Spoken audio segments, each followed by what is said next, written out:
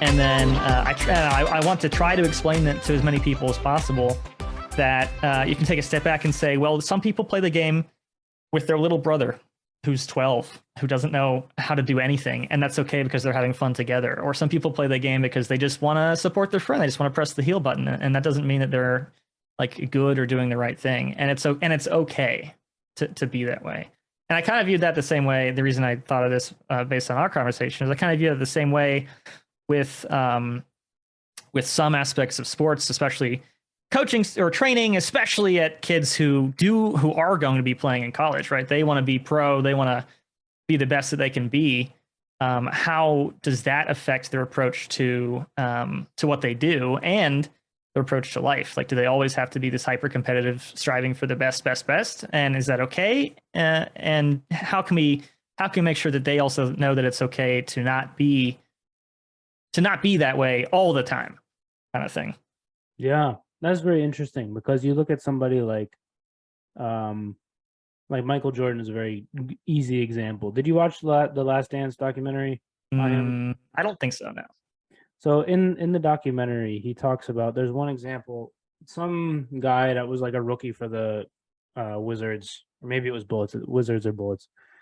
He scored like 30 on the Bulls, and Jordan makes up this story in the press that like he was talking shit to him during the game to motivate himself, and then he goes out and annihilates them the next time they play.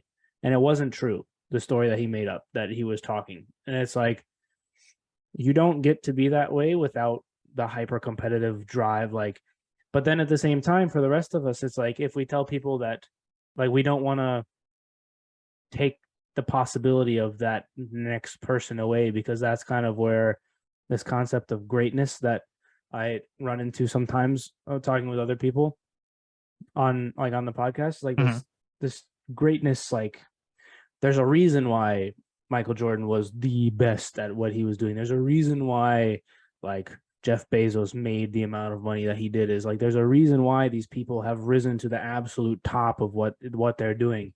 And it's because they're like that.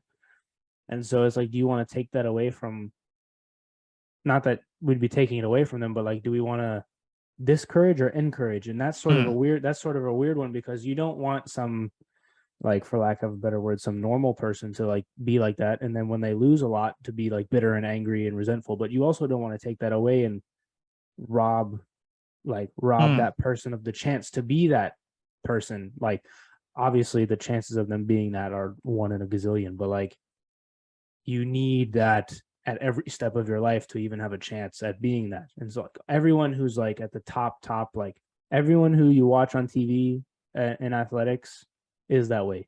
Like, you don't get there without being that way, right? For sure.